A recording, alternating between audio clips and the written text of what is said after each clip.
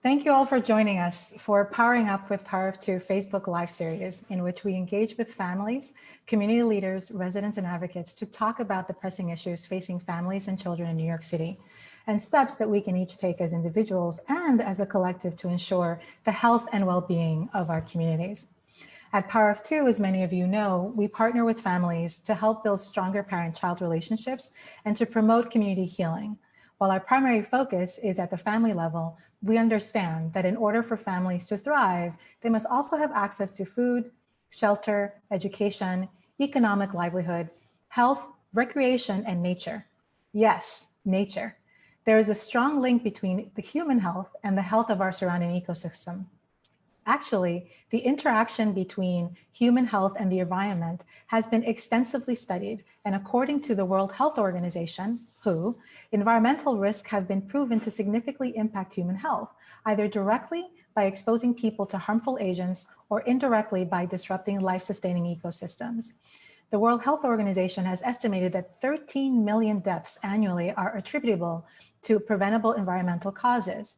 Yet there are many policymakers that are reluctant to recognize the correlation between the two, and many communities, particularly those that have been marginalized, are bearing the greatest brunt. Today on Powering Up with Power of Two, we will discuss the practice of hydraulic fracturing or fracking, its impact on the environment and on health.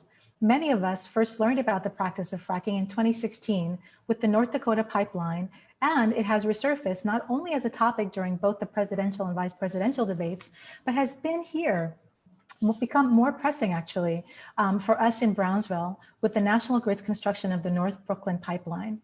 Our guest today is Celina Trowell, who is actively engaged in several grassroots initiatives such as Racial Justice Brooklyn, Brooklyn Justice Advocacy Coalition, and serves as the chair for the voluntary community nonprofit Ocean Hill Brownsville Coalition of Young Professionals. Celina is a fellow Brownsville baby, a licensed social worker, community organizer, and a good friend who has been mobilizing against the North Brooklyn pipeline, and I am thrilled to have her with us.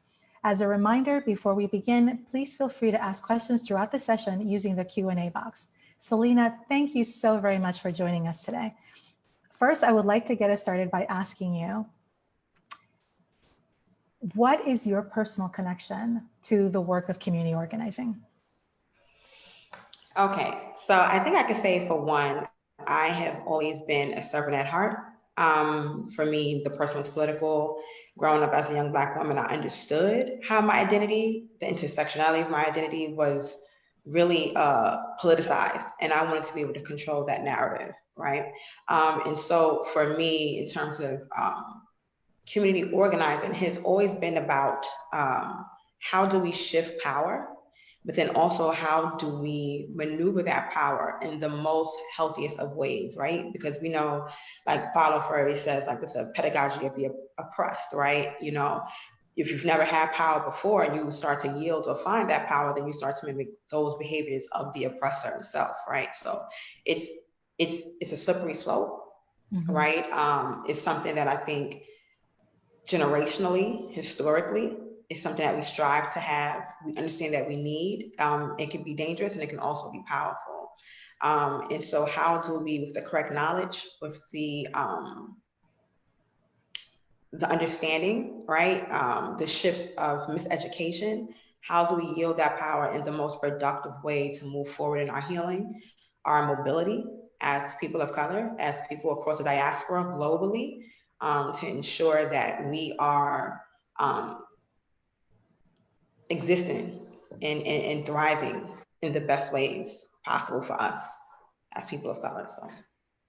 No, I really appreciate that, Celina. Thank you for sharing that with me. You know, I recently have been quoting James Baldwin, reconnecting again with his works and, you know, his ideas and the notion of power, that power is something that white people have and that, you know, Black people and people of color need. But once you have that power, recognizing that it is not long-term, right? And so when you wield it, you have to wield it with responsibility. So I really appreciate you sharing that. Thank you so much. So today's topic is fracking. Like I mentioned in the beginning, a lot of us first learned about it, back in 2016, right? So can you share what exactly hydraulic fracturing is? What is fracking exactly?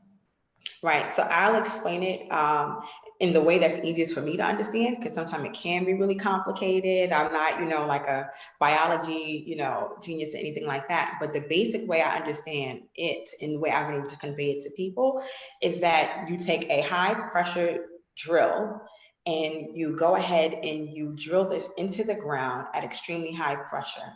And what that does is basically create not many, but not many, but many earthquakes in the ground.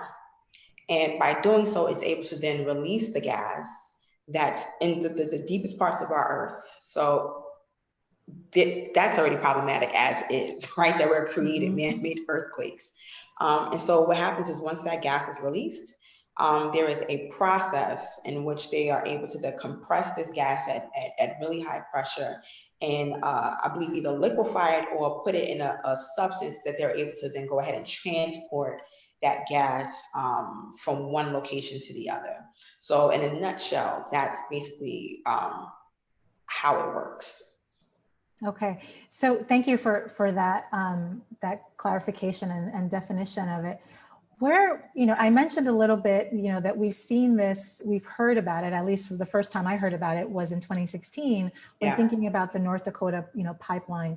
When was the first time that you heard about it, and why has this become like such a regular practice? So same for me. It was 2016. I heard about it that our Indigenous brothers and sisters were out in the Midwest. Again, preserving the land, right? Continuing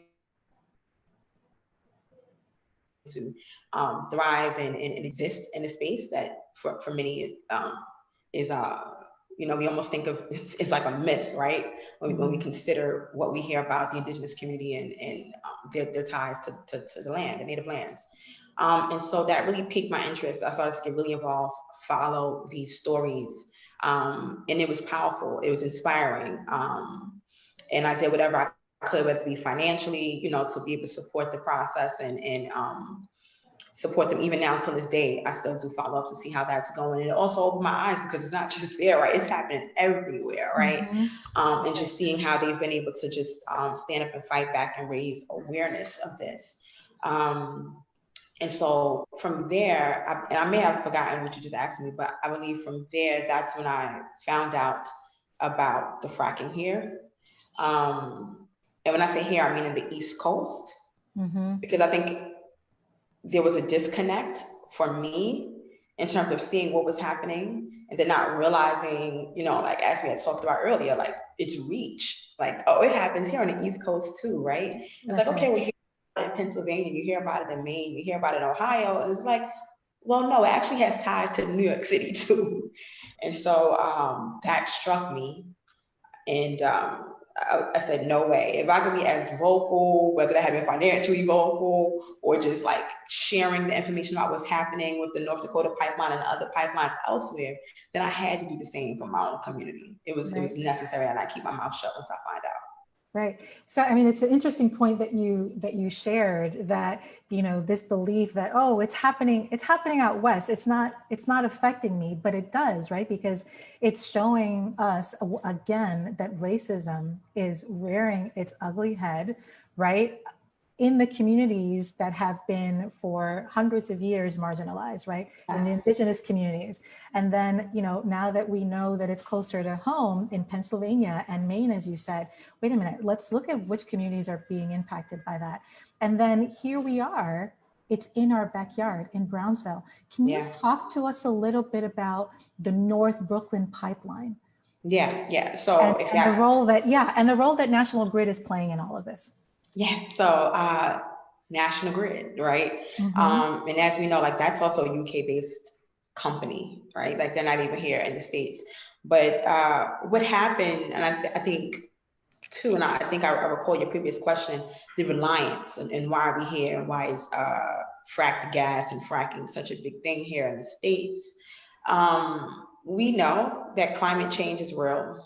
Mhm. We know, right? The science shows it, biology shows it, we look at, nature is showing it, the animals and everything, the plants, the plant life, we really are paying attention, right? Um, and so, there was a shift from coal, right? We went from coal, and then, next thing you know, we said natural gas is the new thing, right? Like we're going to rely on natural gas. And then come to find out, when we look at the carbon footprint, we haven't really moved far from how we're destructing the earth. And so there has now been calls for renewable energy. But I think in order to do that, you have to kind of have the political will to Mhm. shift that, because what's happening, so much money is being made off oil. So much money is being made off the natural gas and the fracking that doesn't happen in any of these millionaire and billionaires' backyards. That it's become such a commodity, once again, an additional commodity off the backs of Black, Brown, Indigenous, poor, undocumented communities, right? And so we are seeing this heavy reliance or this resistance to shift into something that will inevitably, like, empty pockets for many that are just way too greedy, save lives, right? Right. But I'm so sorry, I forgot what was No, no, no, no. This is absolutely perfect. This is a conversation. So I wanted to no, make sure I leave no question I unanswered. So I no. remembered one, and then Right. I appreciate that. But I think it raises a couple of, you mentioned two things that I just want to circle back to before I ask you the question specifically about North Brooklyn pipeline. yes, But one of those was, you referenced that the national grid is owned by a UK based company. So that's something, that I want to circle back to. And also, the thinking around, or the conversation around, the impact that it has on our communities, right? So it's happening in communities that, again, have experienced disinvestment for decades, beyond decades, right? And so I question whether it's being done because there's this kind of notion or idea that we're not activated, we don't mobilize. So I want to raise that also as a follow-up yeah, to the question. But first, let's talk about North the Brooklyn. North Brooklyn pipeline. It's national grid, and then UK. Yeah. So the North Brooklyn Pipeline, which is really, it's under the Metropolitan Reliability Infrastructure. That's like the corporate heavy name, but it's dubbed the North Brooklyn Pipeline because the route and or plan is to have a pipeline run through the Brownsville community, which is phase one. Then phase two, we have Bushwick. Phase three, we have no, excuse me, phase two, we have Bed-Stuy, which is really Ocean Hill. So we all know Ocean Hill, Brownsville siblings were twins, right? So we're getting double the impact. That's something to consider there in Community Board 16. And then phase three is Bushwick, then four is Williamsburg, and then five is Greenpoint. So what they're doing right now is opening up the ground, basically, all hours of the night, long hours of the day, and they're constructing this pipeline and connecting these five pieces together. Essentially, what will happen is they will go ahead and connect this to phase five, which is this plant, this LNG, which is liquefied natural gas plant in Greenpoint, Brooklyn. It's for anybody who knows anything about this community of Greenpoint, Brooklyn. It's one of the highest polluted neighborhoods, if not in the city, probably in the nation, right? Like, and so there's a huge plant there, and they're going to go ahead and expand this out. So that's also another thing that we'll probably hit on later. The fact that there's a plan for expansion when in terms of them connecting it to the facility in Greenpoint. Mm-hmm. Mm-hmm. Okay. And, when you talked about it being a UK-based, company, I know that the United Kingdom, they also do a lot of fracking within, the UK, obviously. And so Mhm. what has been their push or their emphasis? Why are they emphasizing on completing this here in our community? I think for reasons you mentioned, right? We're talking big money, and we're talking poor communities and poor Mhm. people, right? We're talking, when we say disinvestment, right? We can also give it another familiar and or sexy name. Communities that have been defunded for decades, right? Our healthcare infrastructure has been defunded, our education defunded, um, our green infrastructure in our community, our green spaces defunded. And that has also limited access to clean air in our communities, right? Where we're having major highways come through, we're having, parks are small and smaller and look like, more like cement than anything else. And so I, that's the bulk of what we're talking about. And I think that's a question that, while we know, like, it boils down to environmental racism, but looking for them to just outright admit it, and they never will. But we know what it is, because when it walks like a duck, talks like a duck, sounds like a duck, it's a duck, right? And history of choosing certain neighborhoods that have already been disinvested, bureaucratic disinvestment, and all of those things that have happened. They choose our communities. And I think for a number of reasons, to your point, it may, many can argue and say that, we're just not activated, that we don't care. I think we also have to look at the fact that our communities, Black, brown, undocumented immigrant communities, what have you, have also been the first responders in this pandemic, right? So we're also overworked, underpaid. We're also traumatized, right? Post-traumatic slave syndrome, all the things, right? And still trying to survive. So that's in no way, shape, or an excuse. I think that's the reality of what we're talking about, right? We're just trying to survive being Black another day, right? We're trying to survive bullets, and therefore may not have the wherewithal or understanding that death comes in many forms, not just bullets. That's right. That's right. It can also come to you in form of the environment and these practices that we. Or look at Flint. It can come in the form of brown water coming through your pipes. That's right. That's right. So I want to talk a little bit about that, about, the health impacts of fracking on the community and, and on residents as a whole. But, I wanted to ask you about, this idea, or what I've been reading a lot about and hearing National Grid say, is that we informed the community back in 2017 that this was coming. So we're shocked that, now people are mobilizing around it. Why didn't they mobilize before? What is your response to that? So I'm not sure what their idea of community engagement is, but that was a complete, absolute fail. So they may have on record that they've made attempts to come out to the community, come speak to the community boards. But what they did not say, what they failed to mention, that this was a fracked pipeline, right? So, if you go to their website, or if you, read transcripts or interviews in the media, they'll say, this is about infrastructure upgrades, and it's to help the existing business districts along the community. This is to help decongest the current pipelines that exist in the community, but they on purpose and intentionally failed to call it what it was. It was a pipeline of fracked gas that would be coming through the community. And I think that was, again, because we just came off the helms of the North Dakota pipeline, and they know what to say, or it dare mention fracked gas, so that fracked gas was coming through these pipes would have raised eyebrows immediately. So you use language, coded language, to present what it is that you plan on doing, and then it goes over a lot of people's heads, right? Because we don't necessarily work in the fields or know, right? We're just saying, okay, upgrades. Okay, well, you're decongesting the pipeline, infrastructure underground. Okay, but then we really started to look into it and dig into it, and communities started to find out. For example, they did make an attempt to go to the community board one, and they got questioned. Okay, they got questioned, and at first they tried to attempt to not call it a pipeline, and then another gentleman slipped and called it a pipeline.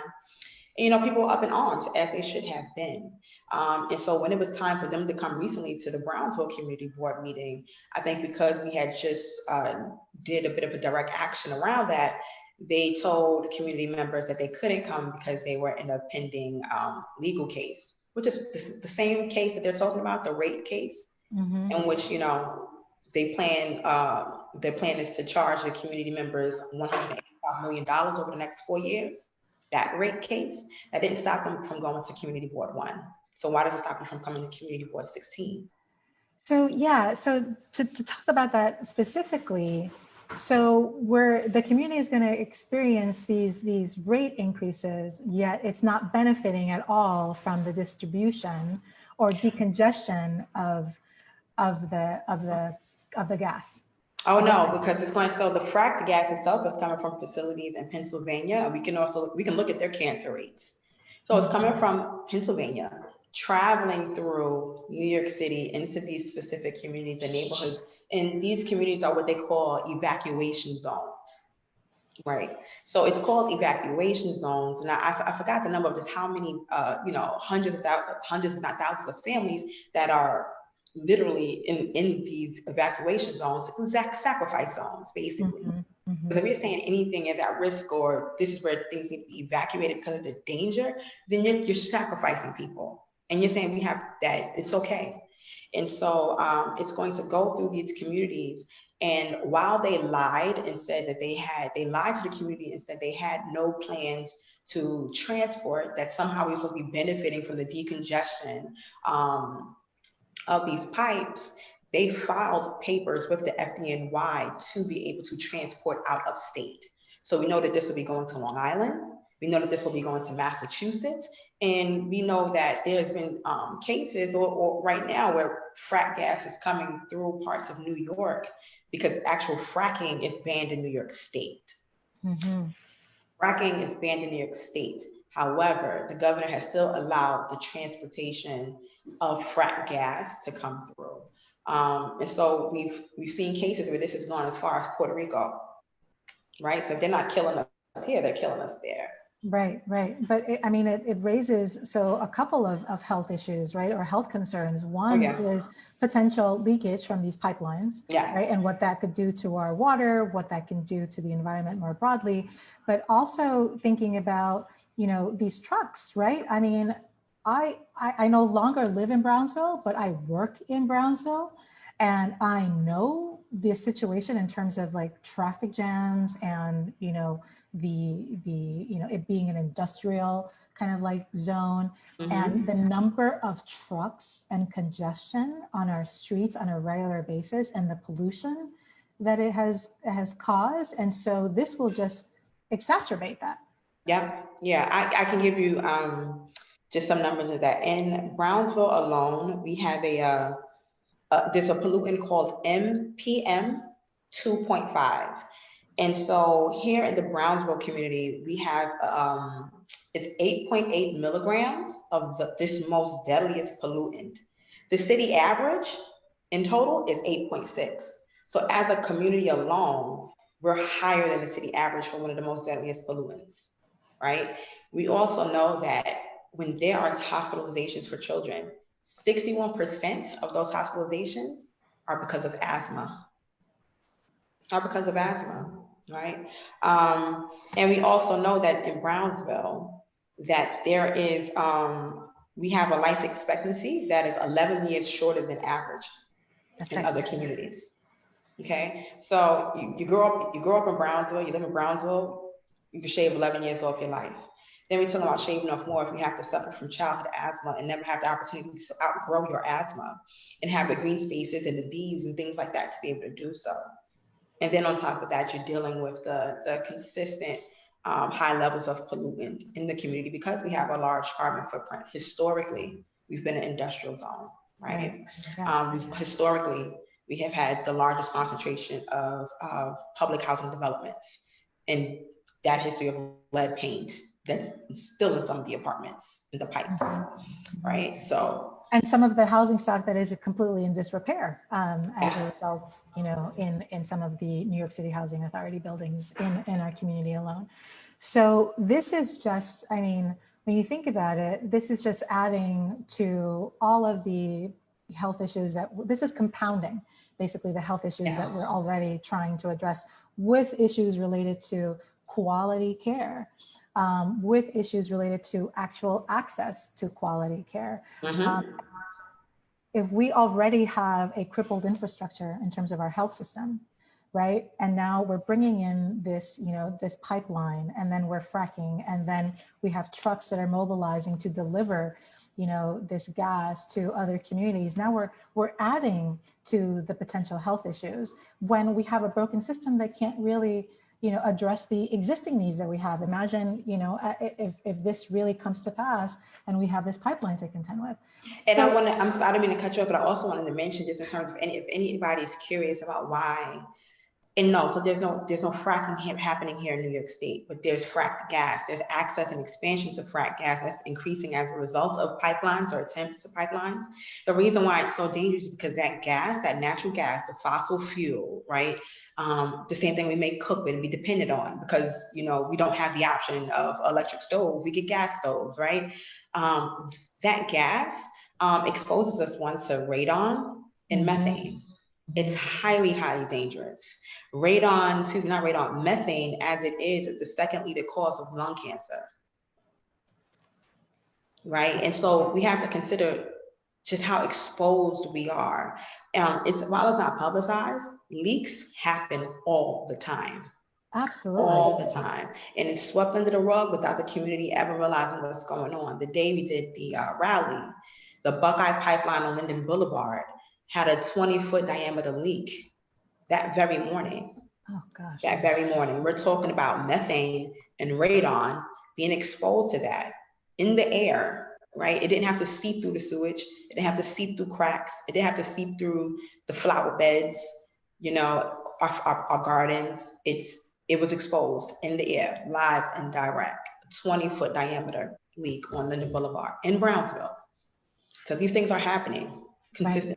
Yeah, I mean, I recently read, because I was checking in on what's happening in North Dakota, and I recently read that they had found 348 leaks in the pipeline alone. And so, and this is just in one section and not even looking at the other sections. So there could be thousands that are leaking and no one is aware, because it takes time to go, section by section to do. And National Grid cannot guarantee that the leaks won't happen, because they know that it's inevitable. It's part of the process. So, Celina, can you tell me a little bit, what has been the response from our policymakers and decision makers in the community? So I have to say that's been really nuanced, right? I think to having a conversation about environmental justice, environmental racism, during these two pandemics, COVID-19, 16, may not have been at the forefront. And I also understand those complexities. But what I say to all, the intersectionality of who we are as Black and Brown people, you must hold as many complexities as possible. It's who you are. So in all those complexities, we have to understand that this is another form of racism, another form of genocide that we have to fight fiercely against as well, right? And so sometimes it's just a matter of, pushing, right? Acknowledging, education, applying pressure. And so in terms of on the city level, we have had some city legislators who have been active and vocal, because this isn't their first go around in terms of exposure of pipelines. The Williams pipeline was just shut down earlier this year, effectively, right? And so once the community found out that there was an attempt to have a second pipeline come through many of the same neighborhoods, or attempt to come through the same neighborhoods and go to that Greenpoint facility, the governor, who has the executive power to shut it down, because he has banned it, because he has said and made it publicly aware of the dangers of fracking and fracked gas, the exposure of it, he was able to shut it down and stop it. Mm-hmm. And so a lot of city and state legislators had rallied around that process. So right now, in terms of the North Brooklyn pipeline, a lot of the several city council members have been vocal. There has been public letters put out to pull the permits, right? So what can happen in the short term and interim is that the city council can go ahead and pull the permits. One of the things that is good to mention is in 1973, there was a huge NLG explosion. So these NLGs, again, liquefied natural gas facility plants, are actually illegal. We can't have any more of them. And so what happened in the process is, because this facility here in Greenpoint has been around prior to this explosion, and it was very terrible. 40 people lost their lives because of this explosion, and this has kind of been buried in history. They're attempting to grandfather themselves in to be able to get around doing the expansion for the North Brooklyn pipeline. I see. So we are really calling on our city electeds to say, pull those permits, please. The work can't get done if they don't have a permit to work. What we have been seeing now is them, Con Ed, National Grid, whoever has been attempting to speed up, work around the clock, all sorts of hours, bringing all sorts of inconvenience to the community, running generators all hours of the night, nonstop. The sidewalks in disarray and dangerous and not having the proper safety measures around it because they're rushing, but they're also putting themselves, the workers themselves, are putting themselves at danger. Right. We know earlier this year in Flatbush, I think it was an explosion where 20 people got hurt, 20 workers were hurt. And so, for them, they think it's worth people's lives. I'm saying it's not even worth yours. I know you're here to make a check, but you have to understand that you're slowly killing these communities, including yourself. Right. Yeah, I remember the American landscape photographer, and also he was an environmentalist, Ansel Adams. He did a lot of, black and white images of the American West. He said sometime in like 1985 or so that it is really horrifying that we have to fight our own government to save the environment. And so, hearing you talk about this just, reminds me of that even back then we had to fight our government to really fight for the environment, because as we were talking about earlier, it's so related and so critical to our own, well-being and health, and not just our physical health, but also our mental health. And so not having access to green spaces, not being able to have, breathable air that trees exactly, and what that does to all of us, right? Specifically right now, when we're still dealing with the pandemic. And I know that there are a lot of people in New York City who feel like, oh, the pandemic is over, but you and I know that it's not over for our communities, and this is just adding on to the burden that we all have to continue to carry. And so, what I want to ask you is, I'm glad to hear that our local electeds are involved and want to halt this, but what is going to get them to that place where there's, actionable work on that end, meaning that they actually stop the permit? What is it going to take? What do we have to do as a community to make that happen? People power. Right, because it's not just local, right? We have to have the support of our state electeds as well. And, I would be remiss not to mention that we have had state legislators who have been vocal about it. We have had city, borough president, the comptroller, what have you, have spoken out about it, have sent letters, right? And we want our state legislators to continue this, to file letters, have individual letters. There's been like group letters sent out, but individual letters are just as powerful when you can talk about your community, the impact this will have on its community. But again, it comes down to that people power, right? And I always say power is a funny thing, right? But it's talking about, I'm not talking about power over or power under, I'm talking about power with.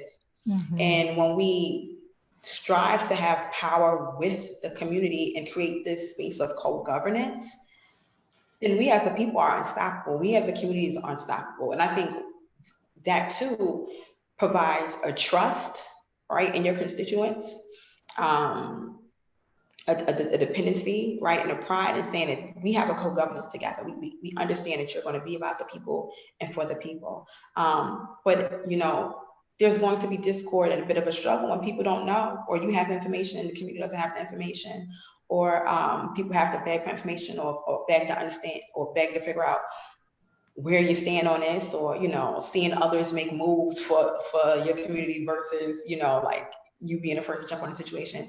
And so we want our local electeds to really be the ones to champion this, right? Champion this move, because we understand what this means, not just for our community, but other communities that mimic and look like ours, right? We can be the example here. And so, it takes people power. right? Yeah, yeah. Not positional power, but people power, right? We're talking about even when those elected officials who we've elected and voted in, because we don't have the time or capacity to do those things. So we entrust in people to do that. And so when we move together as a unit, and there really is no difference in terms of title, right? Just getting the job done, right? And having the same strategy, I think that's what it'll take. And that's what that's what we will all hope for.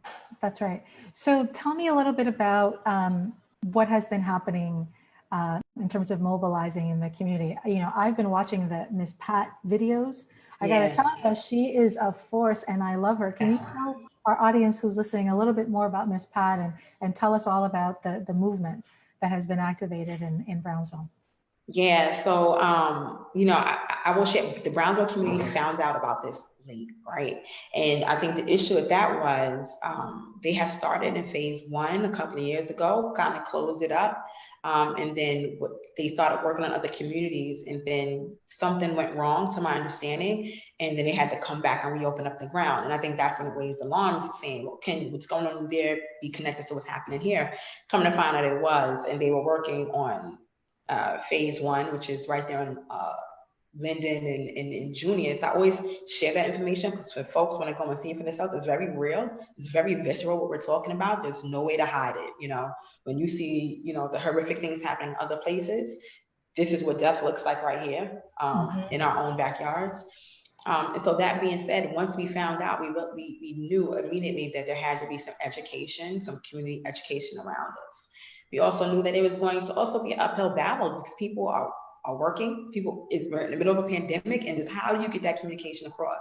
So we have been really trying to do our best in hitting different avenues of communication and contact with community members, whether that be teach-ins, meetings at the local gardens, have been super supportive of this process and this fight, because they too, they are ground healers is what I call them, and they're directly impacted by this work.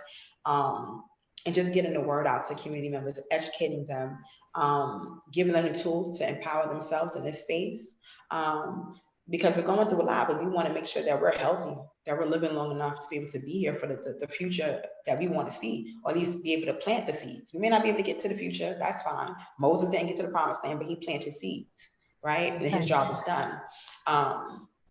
And so we have been pushing out, and just as of recently, as things have been really picking up steam in the other phases, there have been amazing direct actions by those of us from the Brownsville Residents Green Committee is what we call ourselves, because we had to name ourselves. I love it. Yes. And we are very much a part of the larger movement, but we also understand like the body politic of Brownsville and how to bring and connect people to something. And there's just been like amazing, powerful direct actions that have been happening across the city, where they have been physically been able to stop construction for sometimes 2 to 3 days, literally putting their bodies online, doing what has to be done, and so it's been really inspiring, to see. Yeah, and I have to say that I have been incredibly hopeful, because I've seen a lot of young people mobilize, and they're out there fearless, right? From the young to the old. That's right. That's right. And when you see Miss Pat, you know what I mean? She's however years young and has so much fight and grit and passion and love, right? Just love for community, love for people, just love for Brownsville. You can't help but to remember that this is an intergenerational fight. Liberation is intergenerational. And that same fight and grit and passion that goes to Ms. Pat goes to the youngest of the youngs that are activated out there. And so this is a movement that what I see is that nobody's left behind in the process. Nobody's left behind in the process. And so it's amazing to have like our elders and older adults in this process and caring and passing on their knowledge and passing on their wisdom about their time out there fighting, the fact that they're still out there fighting. And that gives us also the tools of understanding, one, how to preserve ourselves to continue to fight, but also the do's and the don'ts, right? And how to get it done. Because, oftentimes we lose that connection of how to translate power, how to translate fight, how to translate tools of liberation. That's when right. We don't have that connection. So Miss Pat has been, you know, a dream to just even be around and hear her wisdom and knowledge. That's to me incredibly powerful to hear that, you know, it's an intergenerational movement, right? Where you have everyone together, really coming together to fight against something that could be damaging for us now, but also for future generations. Yeah. So with we only have a few more minutes left, and I really want to make sure that we leave time for a call to action. What is your call to action for our listeners today? So immediate calls to action, I would say is I should have had the number written down on me. I apologize, but No worries. we want to call Cuomo's office. And we want to let him know we do not want this pipeline in our backyard. And the reason why I say like that, first and foremost, because that's something that you don't need people to do. You need a phone. As long as you have access to a phone, you can call every day and leave a voicemail. We've been able to set it up in a way that you can call through a system that we have where we'll give you a bit of information on what to say and what this pipeline is about, and then it'll go ahead and channel you to his office. But it also allows the No MBK coalition to be able to keep track of how many calls are coming from what neighborhood. And so it's a really awesome tool. And I can get that phone number for you all in a minute, but being able to call Cuomo's office and put on record, don't say that you took it lying down, but put on record that you don't want this in your neighborhood. Another thing that you can do, if you go to the website nonbkpipeline.org, you can go ahead and leave a public comment about how you feel about the situation to continue to put it in writing, right? There's so many different ways to fight this fight, and it's all needed. And so it's from doing a phone call to leaving a comment to getting involved and connected. And you can get connected by reaching out to us at the Brownsville Residents Green Committee and getting on our email list and being a part of our calls. We have community calls to continue to discuss how to strategize, how to support the larger movement that's happening around this pipeline, and probably what that'll leave for environmental justice with Brownsville in the future, right? So that's just a good way to plug in, all the way down to the polls next year, 2021. That's right. Okay. If we just keep our eyes open and see how folks are moving and what they prioritize and how to prioritize it, you know, take it there to the polls too and to the streets. You know, we had a super successful rally led by community, and we'll continue to do it again.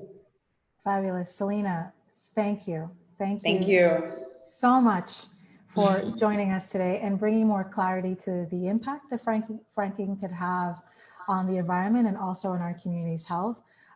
Thank you to everyone who joined us today. To all of you watching and listening, I will leave you with this quote from Robert Swan. Robert Swan was the first person to walk both of the poles, so North Pole and the South Pole.